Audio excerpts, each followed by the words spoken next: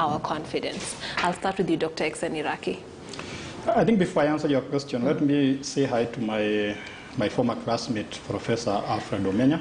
I didn't know he has political ambitions. He does. After this, we are going to have a cup of tea and you give me the details. Yeah. I also noticed you developed a beard, which makes you appear more professorial than me. Distinguished. But I think for IBC, it's unfortunate that politicians should be telling us how IBC should be successful or not. Yes. There should be the IBC telling us that we have set the systems that are going to ensure that next year's polls will be fair. So it is not politicians who should be telling us, but IBC. And I look forward to hearing from IBC itself, yes, telling us about the fairness of the process of voting and announcing the results. Number two, and this is quite surprising, that the politicians are blaming IEBC yes, for not registering now voters. Yes. Which is surprising, because why should I be told to go and register as a voter? It should be part of civic education.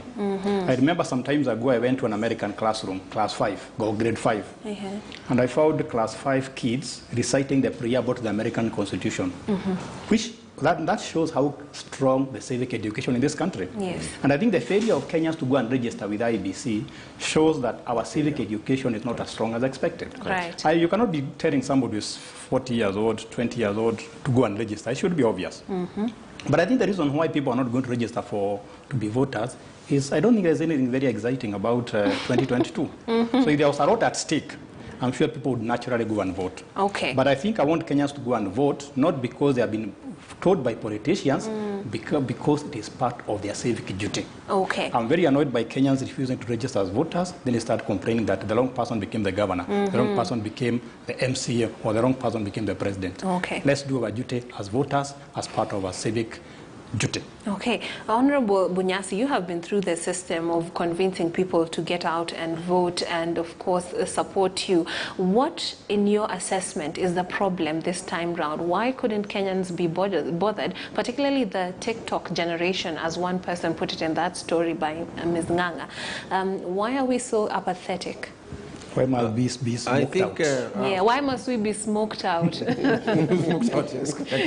I think that some segments of our populations live in a bubble. And I think the TikTok generation is in a kind of, in a kind of bubble. What happens outside, they kind of see it, but it doesn't really touch them. It's quite a job to get them to appreciate registration as voters. And in my particular case, the case of Busia County, and I think similar counties elsewhere perhaps, we have another added problem onto that getting IDs is a very, very, very big challenge. And so being a better county, they say, and that discourages people, annoys people. Yeah. We have to tell them that the fact IBC is, actually in fairness to IBC, the actual process of registration is swift, it's easy. They can go and register outside a funeral, outside a church, wherever there's a crowd, they're willing to go there. So it's not as big a hassle when it is a mass registration. But I think the thing that is lacking now, and I just off camera I was talking with a professor here, that we need quote unquote neutral, I would say probably, or objective civic education. Yes. And IBC, which gets quite a chunk of money, ought to also be out there with pubs. But Mheshimiwa, they say it's not enough. Well, that's also true, but that may be a problem of sequencing, that what they have been given now is not enough. Look at where they have to end up. So it is something that they might want to, that can be looked at, but it's not that they are completely starved. But if that is the case, though, then we have to learn to front load some of these activities like civic activity. They're very, very, very important, civic education. If we don't, there is a void, and that void is filled by propagandists, by separatists, by people who have all manner of interests that are always fighting one interest against another. Yes. It's never the role of, as Professor Raki was saying, simply your civic duty to decide what kind of governance you are to have, to decide who among the people you have seen will help you achieve your development aspirations, perhaps social and economic aspirations as well. It becomes a contest, even within localities. It can be a contest between constituencies, between wards, between counties, between regions, and so on.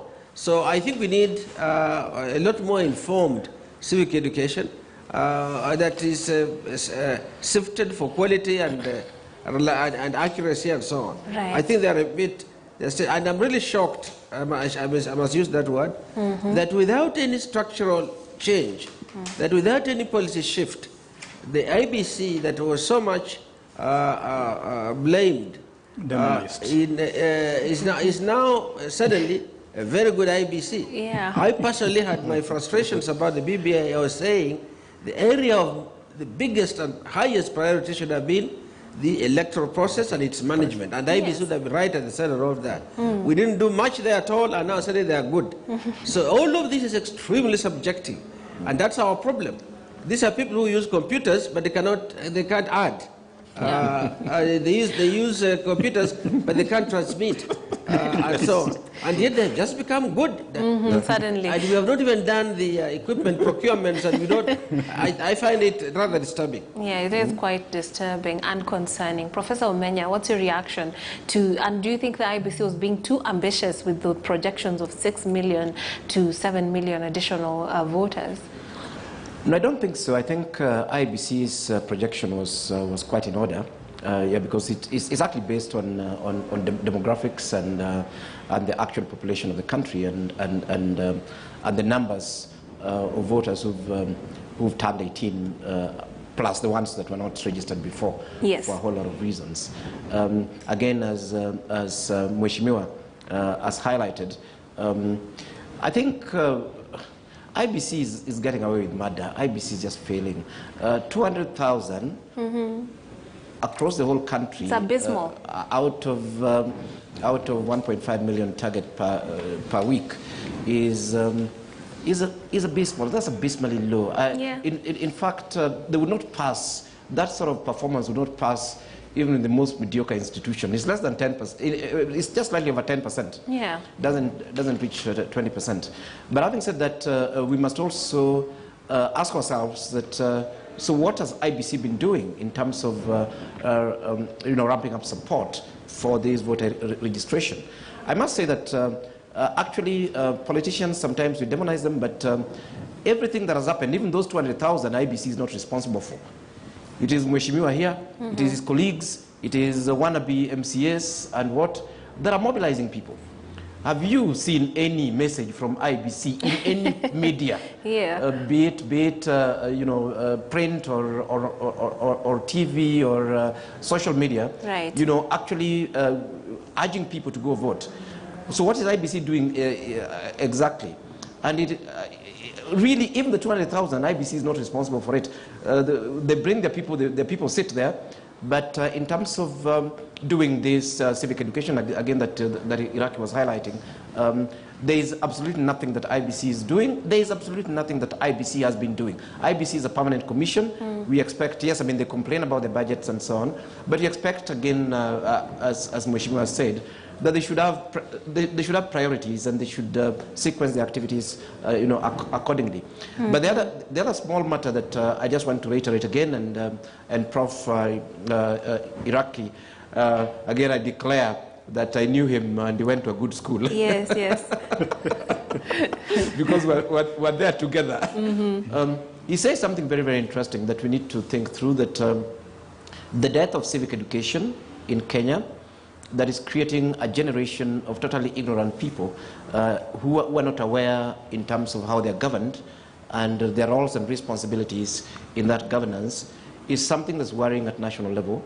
And even as we talk about CBC and so on, we must actually ensure that this is done. My daughter, who's in secondary school, one of the subjects that she had to take, but unfortunately they also removed civics there, is history. Because the people that does not understand is history, are people that does not understand is civics, are people that all the conversations we've had today, I mean, starting from Somali and even the political things that we're talking about, if you have a generation that has no idea whom these guys are and why they're around and why they purport to govern them and even what they do, and their role as taxpayers and so on, then we are setting up ourselves for failure. We are actually setting up ourselves, as the Greeks would say, of a country of idiots instead of a country of citizens. Idiots are fellows who just hang around and don't care about how they're governed. Right. And citizens are people who not only take part actively in their own governance, but also put systems and structures and people that ensure that they're governed properly. Yeah, so it's quite important that they be, but then there's the aspect of speaking their language, because they might not be interested, but if you approach them, if you seek them out where they are, most youth have their faces buried in their phones, so perhaps the IBC should be fine-tuning their messaging. But in fact, that was when surprising because the members of parliament did ask how IBC is reaching this particular generation. Yeah. And I'm surprised that characters within IBC cannot even, they even have no clue what this generation do and how they communicate. Really, it is disappointing. It's very, very disappointing. Yeah. Most of them aren't even watching TV. They're getting their news online, and perhaps when they decide to put out their messaging, that's the route they should take. Now, maybe you should ask something. If you allow me. Yeah, go ahead. Why can't I register online? Exactly. Why must I go to a certain booth somewhere in a certain tent to register? Exactly. If I can register to... And you have the technology. Use the technology. It's much easier for that generation. Exactly. Absolutely. And very friendly to them, because nobody wants to be going to that desk at a random place at their shopping center. They probably would rather get on their smartphones and do it. All right, let's move on. The Kadu Asili Party has now formally joined the One Kenya Alliance ahead of next year's general election. During a meeting that brought together ANC Party leader Musalia Mudavadi, Wiper Party leader Kalonzo Musyoka, KANU Secretary General Nick Salat, as well as Kadu Asili chairperson, former Malindi Member of Parliament Lucas Maitha, the leaders said they are ready to work with the like-minded politicians, or rather political parties, in a bid to form a formidable team that will form government next year. According to the principals, no one should be left out of the alliance. The coast-based political party, Kenya African Democratic Party, KADU, was formed in 2006. First, I was hesitant. You may ask me why not the other homes. It is because most of those other alliances or non-alliances are very rigid. They just believe in them and them only. As we approach the next election, please ask yourself that fundamental question. Who can you trust with the leadership of this country? And One Kenya is offering that platform. We are the institution, the formation that will be trusted. Kwa hivyo wapwani wenzetu na Wakenya wenzetu tuko tayari kufanya kazi na Kadu Asili, na kama vile amesema ndugu Musalia, tuko tayari kwa wengine. Asiwe mmoja wenu anaweza kusema hao wametutangulia, hata nyinyi mwakaribishwa, na kama mkitupatia ishara twaje kule. I do believe in your defending the people of the coast region, that your ideals will be shared in this group, and you can go back and assure them that this is the outfit that will address once and for all those historical injustices that you've been going through. All right, there is indeed strength in numbers, and that seems to be what is happening with the One Kenya Alliance and the many other alliances that have been formed politically over the years. Honorable Sakwa Bunyasi, I'd like your take on this situation, the fact that Oka is, basically gathering the smaller parties. Is there no room or no hope for one to go at it alone? What do you think of the various parties getting on board? Thank you, Matrix. I think that the reality of national politics is that for a party to get 50% plus one, you need to be together with others, and there's no one political party that can meet that threshold. So the process of getting together by different political parties is going to be a continuous one, only up to whenever the time would be when you can no longer make those kinds of arrangements. Two, partly because of the press, and also because of the push, as Oburu Giga said, now that they have President Kenyatta on their side, given the role of the president in this, which is, I find it a matter for study in the coming years, how a sitting president gets this deep down, something of this nature, which we are there, is such that they have highlighted blocks of essentially regions, and because regions have got contiguous settlement by similar communities, it becomes really a gathering of communities at a macro scale. Right. The communities of Mount Kenya, we want, because you're in that and because you have similarities as communities work together, you are threatened together, so come here. Communities from Nyanza and some aspects of coast, it leaves a lot of room in between. There are a lot of spaces, and these spaces are being filled by parties that are focused to issues that affect probably smaller geographic areas than those implied by those bigger parties. But there's a lot of room for coalescing and recoalescing. That's why you find that in many cases, parties are reluctant to pen up on coalitions until the matters are fairly settled. Because once you sign in, pulling out, the law says you can't sign in more than one. So I thought it was a great idea that Kadwa Seal is coming on board, and I know there are others. This whole work in progress, that the future has more room for that in the coming weeks, I think, or maybe days and weeks, which will bring together other Kenyans that are not in this front line. And I think the press is not doing us a favor. The press is so concerned about seeing two bulls in the ring. Yeah. That we used to do that when we were grazing cattle. You'd get your bull to fight the bull of the others. Even cocks at home, you get your cock to fight the neighbor's cock, and you cheer on, as it were. I think it's unfortunate. What is missing in that, in all of that there is really extremely little analysis of the issues that are confronting Kenyans today, and of how those formations that are being fronted will be dealt with. Of course, there have been some discussions on the issues of the bottom-up, and I don't know which the other is, and so on. In my view, that was a good direction for people to use it as a forum to think through the issues they have, and they can debunk one line of thinking and go for what they prefer. I personally, and people are now talking about, honestly, I'm a member of the Mani National Congress. I try not to deal with that on this show, but I can say, I think with a degree of great confidence, that most of the positions we've taken as a party are around issues. To an extent where people say your politics is limited. Now talk politics, leave issues, but it's the issues that matter for jobs, the issues that matter for cost of living, issues that will finally matter for our own safety and security. So I think that these small parties coming in will add to that mosaic of ideas, and they have a lot of ideas. Some of them may appear relevant only in those corners, but they add to this mosaic, and together, that's Kenya. Now that is where the issues, of course, if they're the ones that people run on, are the ones that will lead to solutions, as opposed to politics. We all know what they mean. Now, Professor Omenya, we've had Musalia Mudavadi, ANC party leader, talk about trust. It's very loaded right there. What do they mean? What does it mean to join an alliance that you trust? Because we all know what happened with NASA. The element of trust also comes out. So speak to us about that. Yeah, thank you. I think this is interesting, and it's a matter that I actually have a position on. And it is a general concern in Kenyan politics. You've heard it over and over again. I think one of the last ones was from Kiraitu Murungi, somebody I respect quite a lot.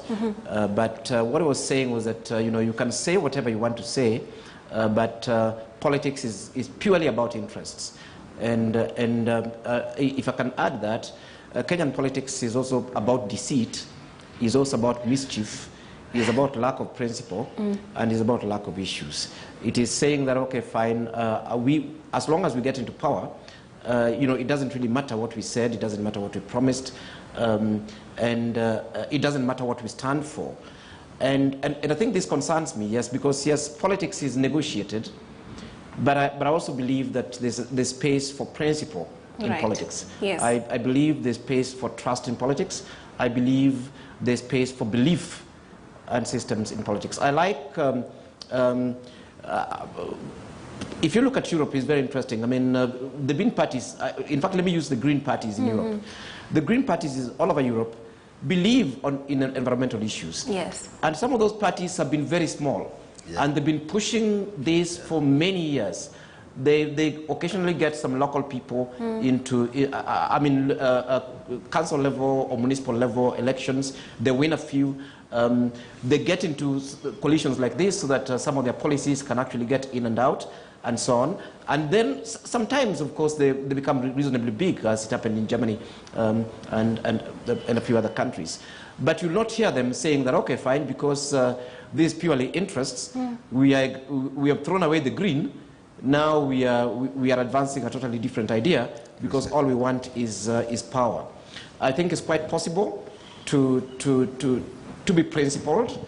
It is quite possible to join like-minded people. Yeah. Yet at the same time mobilize around issues that can win you power and get into spaces that can win you power. It's very sad for me that when we look at the so-called top contenders for the presidency and the parties they represent, what is interesting is that these people stand for nothing. They stand for nothing from an economic perspective. They stand for nothing from an ethical perspective. They stand for nothing from a moral perspective. They stand for nothing in terms of issues that are of interest to humanity. All we see is everywhere they go, if they hear Omenya needs 10 wives, they'll come and say, okay, fine, Omenya, when I get into power, we'll change the constitution so that you can have 12. Yeah. It's yes, all about interest. It is very concerning that I have no idea what Raila Odinga stands for anymore, not in governance. I know what Ruto stands for, and I don't want to say it on air, because we know him. We actually know him, and we know what he stands for. He can't even say it. Yeah. and yes, I mean, with all due respect for this, and I don't support Musalia Mudavadi, let me just say that, but I must say, politically, but I must say that he is one of the leaders that in a way you can actually say, has been consistent on, particularly on discussing some nuances around the economy. Yeah, his messaging has been very... It may not necessarily crack our problems, but you can see when he engages with the wheelbarrow-nomics, he's not just, bashing Ruto. And on the other hand, when he's looking at what ODM is putting on the table, he's not just bashing Raila, but he's saying, look, guys, we have an issue. We have the debt issue in this country. We need to deal with that. We have a job creation issues in this country. We need to deal with that. Let's forget about this, excitement of the population, with useless promises, while the fundamentals that we have as a country is not working. Absolutely. Yeah, so yes, I mean, Kadu Asili, if they find themselves comfortable there politically, that would be great. And it doesn't matter to me. I mean, if Kadu Asili wants to just address one issue of land at the coast, so be it. That is why political parties are formed. Yeah. Now, Dr. Exen Araki, if you woke up one morning and find yourself shopping for a party as a party leader to join, what would inform your decision? Would it be the ideologies? Would it be the tenacity, the possibility of them actually making it, them meeting your needs? What would you go for? Yeah. Six, today you put me in a very awkward position. You juxtaposition me between two politicians. Yes. One active, the other one aspiring. Aspiring, yes. But I think maybe I will be more neutral. Yes. And it's a very interesting question you have asked me, because next year I'll be voting. I could even vote before then in a by-election. What am I looking for in a political party? Let's start by mentioning that I see three big political coalitions emerging. The OCA, One Kenya Alliance, UDA, and ODM, led by former Prime Minister. And to me that is very good, because the more parties you have, the more coalitions you have, the more competition for ideas that you get. Yes. And I have the chances that we are going to get very good ideas for economics, for politics, and for socio-economic development. Okay. And coalitions seem to have become permanent nowadays. If you go to Germany, Europe, Japan, they are all dealing with the coalitions, as Professor Manya put it. Now, let me answer your question. Yeah. I'm looking for a party that, first of all, puts money into my pocket. Not that I'm greedy, because at the end of the day, I'm an economic man. I want some money to buy my food, to pay rent, to pay for school fees, and so on. Right. So which political party is going to put money into my pocket? I'll vote for them. Number two, I want a party that is going to give us peace. I want to sleep in peace, so that if I don't wake up at midnight looking for, because of insecurity. Yes. Or because some bandits are fighting other people in Laikipia and elsewhere. So economics, peace, And 3, I want a party that is going to give me hope. I want my grandchildren to feel good that the future is better than today. Okay. I don't want my grandchildren to be nostalgic about yesterday. If a party can satisfy those 3 criteria, I will vote for them. Don't ask me which one satisfies for now. Yeah, but what you've just said, yes, a party that puts money in your pocket, I see elements of UDA there. And then a party that will give you peace, elements of the handshake team come out. So I'm thinking Raila Odinga. And at the same time, Oka is looking at the future, dealing with debt and all that. So it looks like you'd be going for a hybrid of all the 3 coalitions. I don't think I'm going for a hybrid. Yeah. Between now and 2022, I want these guys to go on media, to go in political rallies, and articulate their vision. Because when you tell us about Wilbaronomics, we're not sure what it is. When you tell us about what all these parties have ideas, but they are not crystallized. Okay. And I want them to be very clear. Okay. Now, my politician, the current one, from Busia, yes. I like the way you put it that we have used 2 bulls, but now we want 3. Now we have 3, and I like that because the more bulls we have, the more merrier it is, and the higher the chances we will get the strongest bull. All right. And last month I witnessed a bull fight around Shamahoho in Kakamega. It's very interesting. Okay. All right. Now let's shift gears to yet another political story. The president could get back his powers to sack his deputy president if a proposed bill goes through, and that is a story that we are going to bring you in a short while. But of course, we do have elements of that taking center stage on the front page. MP's new plan to cut down powers of the deputy president. Now, we have that story here. If a proposed bill goes through, the Constitution of Kenya Amendment Bill 2021, currently in its first reading, is enacted. That will see that go through. Now, the bill proposes that Article 150, Section 1 is amended to give the president powers to remove his deputy with the approval of at least 1/3 of members of both houses of parliament. And as KTN's Daniel Karuki now reports, the bill also proposes the introduction of 2 positions of deputy president as well as the position of prime minister and 2 deputies. After the abrupt halt of the BBI reggae by the courts, focus has now shifted to the parliamentary initiative to effect some proposals contained in the BBI referendum bill. The Parliamentary Constitutional Implementation and Oversight Committee, CIOC, has introduced a Constitution of Kenya Amendment Act 2021 in the National Assembly to amend the Constitution. The bill that is in its first reading proposes the introduction of 2 deputy presidents, a prime minister position, and 2 deputy prime ministers' positions.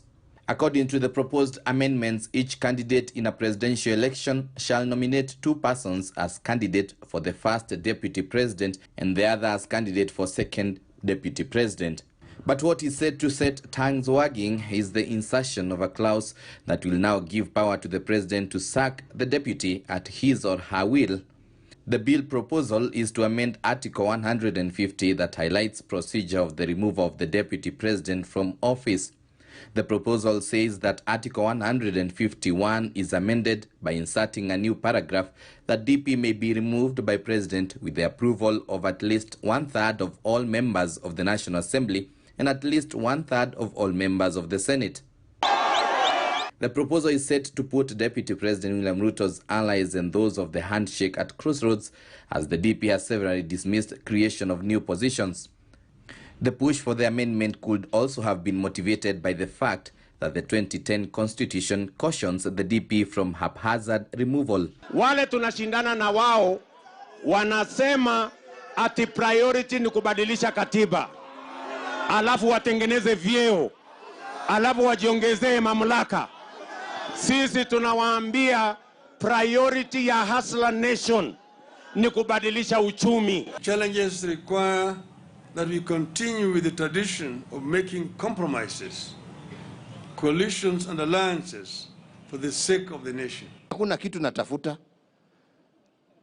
Hakuna kitu natafuta. Na ndipo naambia wa Kenya, fikirieni.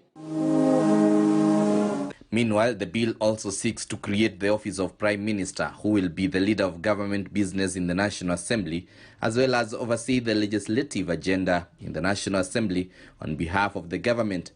There will also be 2 positions of Deputy Prime Ministers.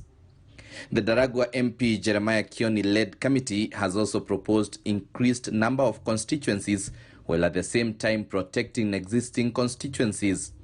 The bill is in its first reading in the National Assembly, with members expected to deliberate and weigh in new proposals before it is presented to the House for the second reading. Daniel Kariuki, KTN News. Thank you very much, Daniel Kariuki, for that story. And basically, it looks like if you don't remove yourself for the deputy president, we shall remove you. And this seems to be one of the ways to do it. If the front page of the Daily or the Standard is anything to go by, MP's new plan to cut down powers of the deputy president. Dr. Exen Iraki, what do you make of this plan? I suspect from my own opinion that our politicians have learned 1 or 2 things from COVID-19 virus. They keep on mutating. So if BBI fails, you approve an alternative. Yes. And one of the alternatives seems to come up with a parliamentary amendment so that you can have the 2 deputy presidents. That's new. I knew of one. Yes. And then you have Prime Minister, yeah, and 2 deputies. It's the same old game. Can you expand the executive? And it makes a lot of political and economic sense. If you can have more people at the top, then the 2022 polls will be much easier to manage. Okay. Because you just need to give these big positions to the communities or tribes that will give you the highest number of votes. Right. And you'll be in. Right. But I'm also surprised by the amount of effort the institutional politicians have put to try and put the deputy president to size. And I think we need to remember that just because the current president and the current deputy president have feuded does not mean that in future they are going to feud. We should be objective. Yeah. The same way we came up with a constitution that has distributed power so much just because we were seeing President Moi. So let's be objective when you are making decisions, not targeting one person, but a constitution or amendments that are going to benefit the future generations, not the people currently in power. For sure. Now, Professor Manya, what do you make of this? Again, I'm very disappointed with the political class. This was the same proposal that was in BBI, and as we know, that this particular proposal was defeated together with everything else that was in BBI to the extent that it was unconstitutional. Basically, when we start looking at our institutions as positions for individuals that are used by politicians to negotiate and to make inroads into particular territories, for votes, I think that is very, very unfortunate. My only hope is that it's defeated in Parliament. I think our constitution was very, very well thought through, was debated for very many years. By the time we're creating the institutions that we have today, there was a lot of consensus and everybody was actually involved. This whole idea that a few individuals through Parliament can come in and create these interesting positions purely to get elected into office is very unfortunate. Having said that, there's also the element of the deputy president. The president may not like his deputy and vice versa, but I think we cannot change the law just because you have 2 individuals that don't like each other. Imagine creating a new law saying that a husband can fire a wife anytime they feel like, or a wife can fire a husband anytime they feel like, because the president is in disagreement with his wife. Right. We should look at that institution. And I like the situation as it is today, that the president cannot fire his deputy, even if he doesn't like the deputy, because it is about the institution of the presidency, and it is about the institution of the executive and how the country is run. It is not about the emotions of individuals. If you're changing laws to match, then Uhuru will not be president in September next year. Ruto may not be. In fact, Ruto will not be deputy president. I can say that as a matter of fact, because he's running for president in September next year. You can imagine that we are changing the law because of the 2. Yeah, and who yet, will not even be our leaders now. Yeah, our leaders need to think posterity. If they can't think posterity, let them go and campaign and leave our constitution alone. Okay. My call has always been very clear. Leave our constitution alone. Don't tinker with it. We spent a lot of time putting it in place. If you're going to change it because of trivialities around you looking for a position or you disagreeing with your political colleague, that's the most unfortunate. Honorable Sakwa? Yes, indeed. Thanks very much. I share the sentiments of my colleagues on this one. But I hold the view that what ails us is not the paucity of the positions. What ails us, we have already discussed. What ails us is the manipulation in IBC, whether it's internal or externally. Now, from Oburu Oginga's statement, looks like, in fact, IBC's performance emanates from outside IBC. And that if you fix that outside factor, the rest of it becomes fair. So that's where the problems lie. But to expand the executive, simply to have tribal people see their heads there, you say, one of those is my people. People are going to see those expanded positions in terms of who occupies it. Less the personality, more the demographic details of the person. Yeah. That is retrogressive in my view. I think what ails Kenya is a lack of fairness in the distribution of resources. Even with the devolution, we're all dealing with a proportion of revenue, a small proportion of revenue, not the entirety of the allocation of resources in the budget. If this were being done, if tarmac was still not a rarity in many places, that people are experiencing elements of modernization and economic advancement, the country would be separate, doing different things, but together, because they're complementary, they're interdependent. But to try and fix these problems through these silos of tribal cocoons, that's what it will be. It will mean that you go to the cabinet, you take positions, or in parliament you take positions that relate to the silo you belong to. And that's what's going to happen. So in my view, the parliament is going to look at it. I have a feeling it will be passed. And if you had another session, I could explain why. But I don't think